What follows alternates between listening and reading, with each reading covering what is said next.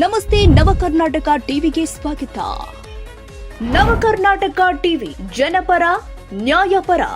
ನೀವಿನ್ನ ನಮ್ಮ channel subscribe ಮಾಡಿಲ್ಲ ಅಂದ್ರೆ ಈ ಕೂಡಲೇ ಲೈಕ್ ಮಾಡಿ, ಶೇರ್ ಮಾಡಿ, ಸಬ್ಸ್ಕ್ರೈಬ್ ಮಾಡಿ, ತಪ್ಪದೆ ಬೆಲ್ ಐಕಾನ್ ಕ್ಲಿಕ್ ಮಾಡಿ. ಕರ್ನಾಟಕ ರಾಜ್ಯ ಕಟ್ಟಡ ಹಾಗೂ ಇತರೆ ನಿರ್ಮಾಣ ಕಾರ್ಮಿಕರ ಫೆಡರೇಷನ್ ಕರೆಕೊಟ್ಟ ದೇಶವ್ಯಾಪಿ ಸಾರ್ವತ್ರಿಕ ಮುಷ್ಕರದ ಹಿನ್ನೆಲೆ ಗುರುವಾರ ಕೂಡ್ಲಿಗಿ ತಾಲೂಕಿನ ಕಾರ್ಮಿಕರು ಗಾಂಧಿ ಪ್ರತಿಮೆಗೆ ಪುಷ್ಪಾರ್ಚನೆ ಸಲ್ಲಿಸಿ ಮೆರವಣಿಗೆ ನಡೆಸಿದರು. ನಂತರ ತಹಸೀಲ್ದಾರ್ ವಿಕೆ ನೇತ್ರಾವತಿ ಅವರ ಮೂಲಕ ಪ್ರಧಾನಮಂತ್ರಿ ನರೇಂದ್ರ ಮೋದಿ ಹಾಗೂ ಕರ್ನಾಟಕ ಮುಖ್ಯಮಂತ್ರಿಗೆ ಮನವಿ ಪತ್ರ ಸಲ್ಲಿಸಿದರು.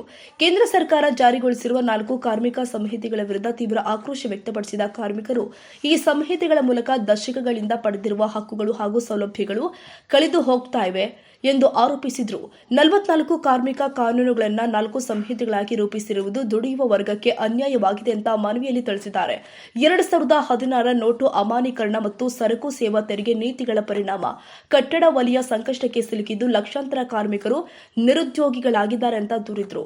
ಕಟ್ಟಡ ಹಾಗೂ ಇತರೆ ನಿರ್ಮಾಣ ಕಾರ್ಮಿಕ ಕಲ್ಯಾಣ ಕಾಯ್ದೆ 1996 ಹಾಗೂ ಸೆಸ್ ಕಾಯ್ದೆ 1996 ರದ್ದಾದ ಪರಿಣಾಮ ಕಾರ್ಮಿಕರ ಬದುಕಲ್ಲಿ ಸಂಕಷ್ಟ ಹೆಚ್ಚಾಗಿದೆ ಅಂತ ಹೇಳಿದರು. ಈ ಮುಷ್ಕರಕ್ಕೆ ರೈತ ಸಂಘಟನೆಗಳು ಕೂಡ ಬೆಂಬಲವನ್ನು ವ್ಯಕ್ತಪಡಿಸಿರುವುದಾಗಿ ತಿಳಿಸಿದ್ದಾರೆ. ಕಾರ್ಮಿಕರ ಬದುಕಲ್ಲಿ ಚೆಲ್ಲಾಟ ಮಾಡಬಾರದು, ಹಕ್ಕುಗಳನ್ನು ಕಾಪಾಡಬೇಕು ಅಂತ ಒತ್ತಾಯಿಸಿದ್ರು. ಈ ಸಂದರ್ಭದಲ್ಲಿ ರಾಜ್ಯ ಮುಖಂಡ ಕರುಣಾನಿಧಿ, ವಕೀಲ ವಿರೂಪಾಕ್ಷಿ ಗುನ್ನಳ್ಳಿ, ರಾಘವೇಂದ್ರ, ಅಂಗನವಾಡಿ ಕಾರ್ಯಕರ್ತೆಯರ ಅಧ್ಯಕ್ಷೆ ಮಹಾಂತಮ್ಮ, ಕಾರ್ಯದರ್ಶಿ ಕೆ ವೆಂಕಮ್ಮ ಸೇರಿದಂತೆ ಅನೇಕರು ಉಪಸ್ಥಿತರಿದ್ದರು.